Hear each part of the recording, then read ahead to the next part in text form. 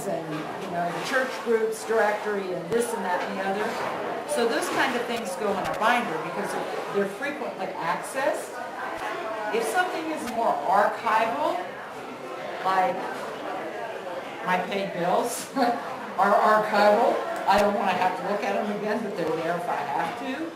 So basically it's just a drop and file kind of a system, unless I really have to dig and see how much did I pay for my phone bill in December. I can also look it up on QuickBooks, which is my way of doing it. I would use technology versus getting the file. So there's a lot of options for that to keep track of things. So binders are used for reference items and frequently accessed papers such as directories. Manila folders are for paperwork that is stored, basically stored. You can use clasps to keep the papers in. I don't know how many of you remember ACO bases and two-hole punches. That when I started working in the corporate world, it was a requirement to two-hole punch the top of every piece of paper and use an ACO base in a file folder. Now I'm talking to generations of people that have never heard of them, so that's a little bit scary. Also, small items, we've organized receipts for our clients, and when we organize receipts, a lot of times we tape the receipts to the back of scratch paper so that the receipts don't fall out of the file, and they're organized by categories. So if you had a category of office supplies, then any receipts related to purchasing office supplies would be taped together. And depending upon if you keep track of your expenses in QuickBooks and things like that for your tax person, then it really makes it real easy to post them into your electronic system. It also makes it really easy to find it. Like I wanted to return something to Office Depot and I needed to find the receipt quickly. I looked it up on QuickBooks when I bought it, and I went straight to the receipt and made a copy of it for taking back the, I kept the copy and took back the item that I needed to return. So, again, technology helps us to stay organized. Labeling, oh my God, labeling is so important. Naming your babies, naming your files, and also using a color-coded filing system really makes your filing system much more efficient. Typically, when I set up income files for clients or financial records, I color-code them green, because green means money coming in. I color-code with red money going out, paid bills, petty cash slips. That's money going out. When you're in the red, you don't have any money, right? So that's how I came up with that. Green means money coming in, red means money going out, and those two categories are related to your income tax returns. So those two categories literally come out of the file cabinet at the end of the year into a tax box that says 2011, 2012. And you just make new red files and green files for the new year.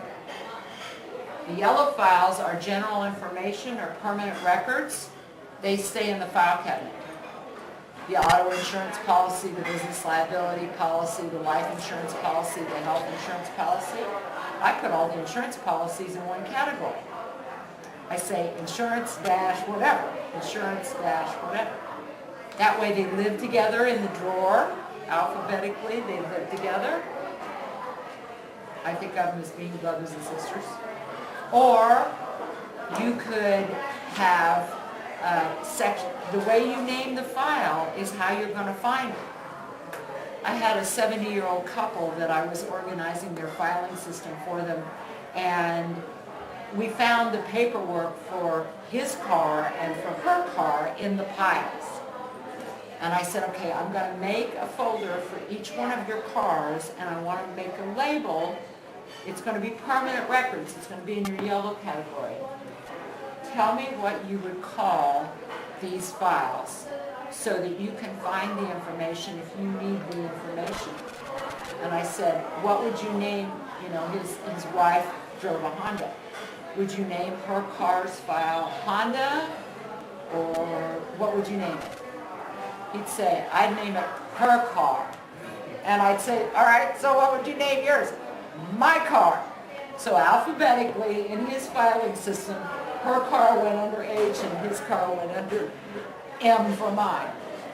But that's what worked for him. I create a filing system that works for each client.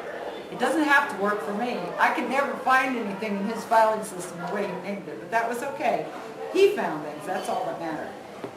So using labels to identify the homes is very, very important, and being consistent when you name things. Like I was mentioning the insurance files. If you want to file your insurance files together, you name them INS dash and then whatever.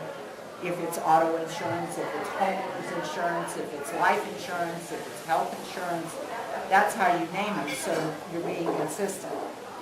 Labels provide a reminder also while you're changing habits. It helps you to remember what you're doing.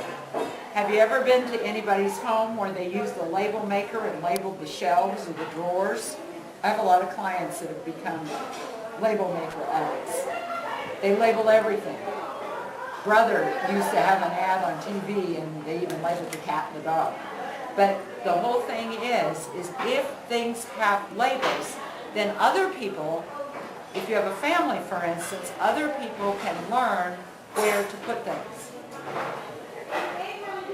If you have a housekeeper who never puts things in the right place, use a label maker. It's very helpful. I've had a lot of clients tell me that's why they started labeling everything. Because the housekeepers tended to just pile everything up.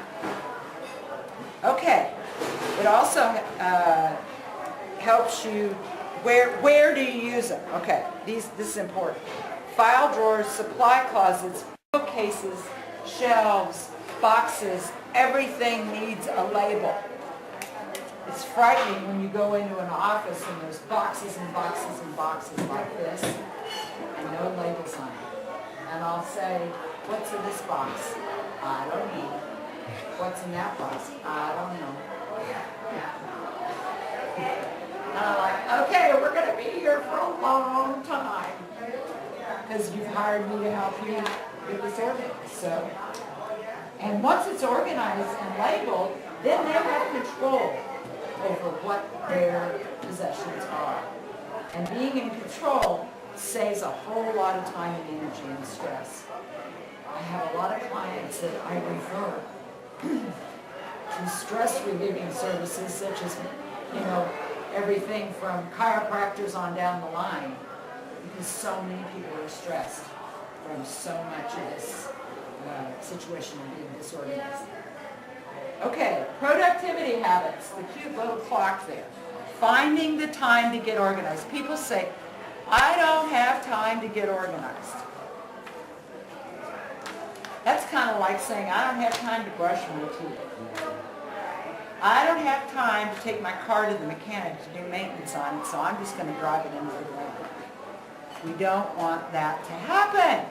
We have to maintain everything in our lives. We don't want that to happen. So, and my dentist would agree. You've got to come in 4 times a year. So maintaining your systems is one of the most important habits that you have. You need to find time. Organizing is a process. It's not a one-day project. I came up with that saying years ago, and people are quoting me all over the country because it's such a common sense thing to say, but it's true. You cannot organize your entire office on a Saturday afternoon. You can make it look tight, don't get me wrong, but you cannot set up all the systems that you need in order to be functional. Okay? So organizing is a process, it's not a one-day project. Categorizing your to-dos by the action that you need to take makes you more efficient when you need to sit down and make phone calls. I make all my phone calls at one time. I know I'm going to have to leave voice messages. I know all of that is going to go in the waiting for reply. But I make my phone calls from 9 to 10 a.m. and then I'm done until they call me back. So if you do all your filing at the same time, if you do all your shopping at the same time, then you're much more efficient and you're not running back and forth. One of my friends used to do her grocery shopping on the weekends instead of stopping on her way home from a client appointment. She was spending twice as much money in gas, and she was taking her free time that she could have been spending with her son. So that's another issue. Do like things at the same time. Block off time on your calendar to do things. Like I mentioned, I make my phone calls at a certain time.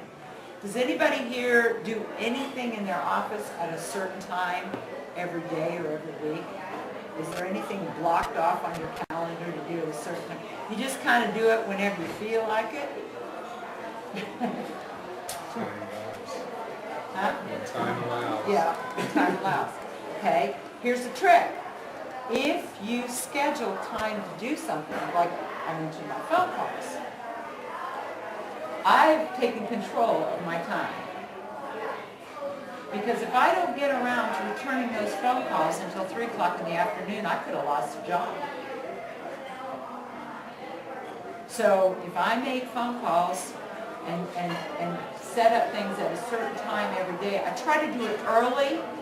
For the most part, most people pick up their voice messages first thing, in the morning as opposed to later. And then they'll pick them up at the end of the day. Because we're all out busy working with clients and busy.